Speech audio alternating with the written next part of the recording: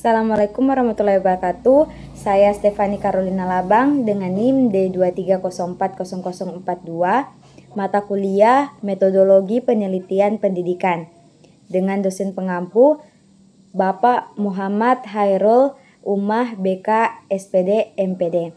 Nah, di saat ini saya akan mempresentasikan hasil makalah saya yang berjudul Variabel dalam Penelitian dan Penggunaan OpenRate AI. Nah, pada penjelasan kali ini saya akan membahas berbagai jenis variabel dalam penelitian seperti variabel bebas, terikat, moderator, intervening, dan kontrol. Selain itu akan dijelaskan pula penggunaan aplikasi OpenRate AI yang sangat membantu dalam kegiatan membaca dan menganalisis literatur ilmiah secara efisien. Nah, di sini ada variabel independen dan dependent. Variabel independen adalah variabel yang memengaruhi atau menjadi penyebab perubahan pada variabel lain. Sering disebut sebagai variabel bebas.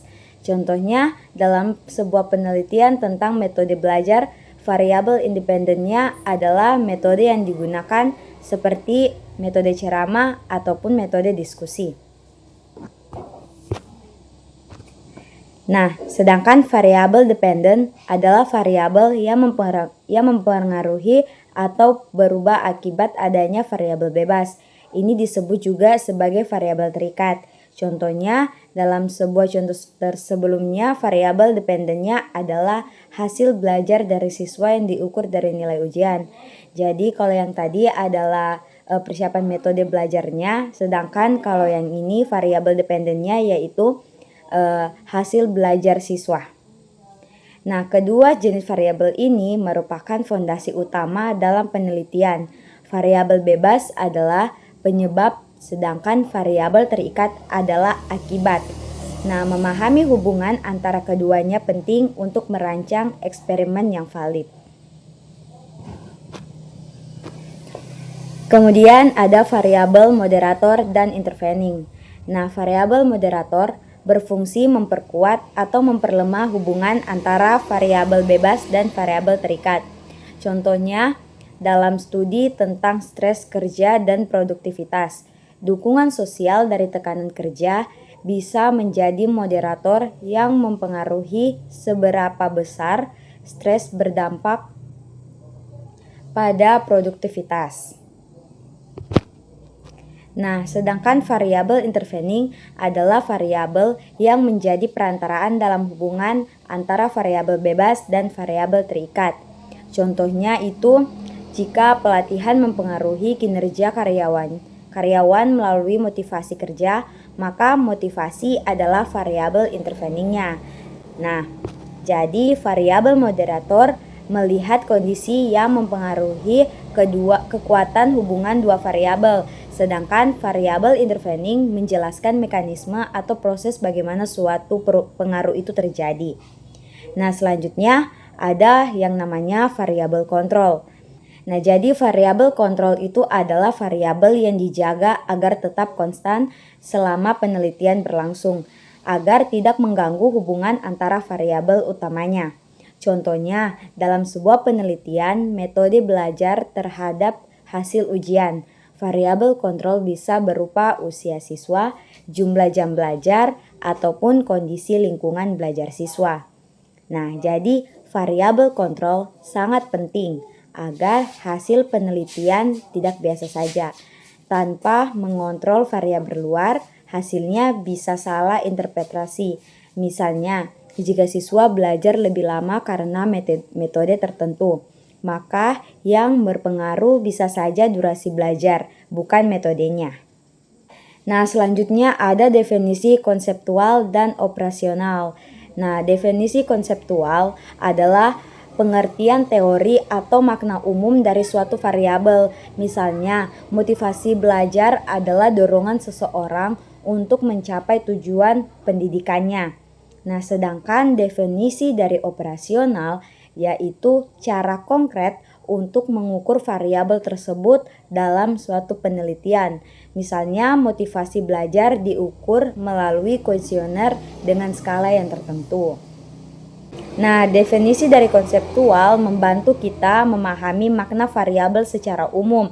Sementara itu, definisi dari operasional memastikan bahwa variabel bisa diukur secara jelas, objektif, dan bisa diuji dalam sebuah penelitian.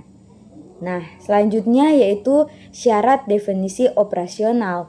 Nah, ada beberapa syarat dari operasional yang penting.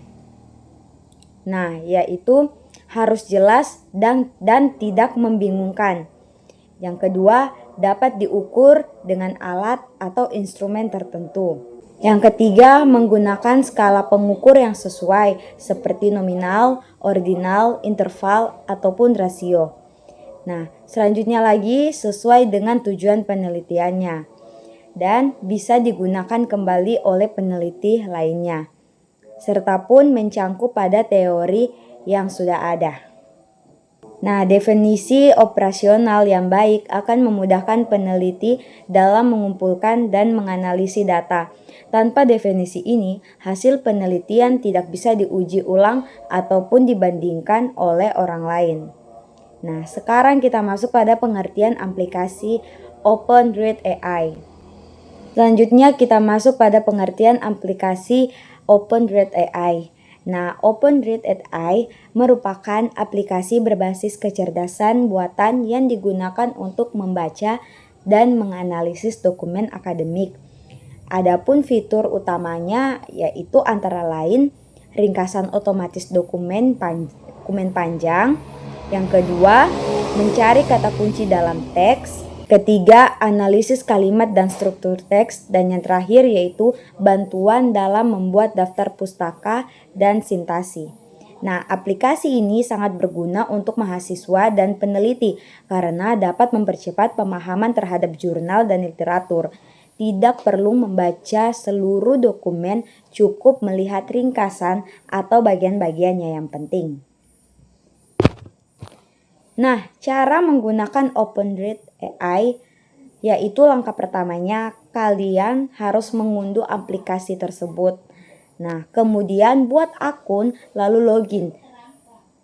Nah, langkah selanjutnya unggah dokumen yang ingin dianalisis. Jadi nanti pilih dokumen mana yang akan kalian analisis nantinya di aplikasi ini. Yang keempat, pilih fitur yang diinginkan, misalnya ringkasan atau kata kunci. Jadi kalian pilih kalian mau apa, ya, mau minta ringkasan atau kalian mau kata kunci dari dokumen tersebut. Nah, yang terakhir yaitu simpan hasil analisis dan gunakan untuk penulisan. Nah, sekian paparan materi dari saya dengan kesimpulan yaitu memahami jenis-jenis variabel sangat penting dalam menyusun penelitian. Selain itu, penggunaan teknologi seperti OpenRead AI dapat mendukung efektivitas dalam membaca, meneliti, dan menyusun laporan ilmiah. Sekian dari saya. Wassalamualaikum warahmatullahi wabarakatuh.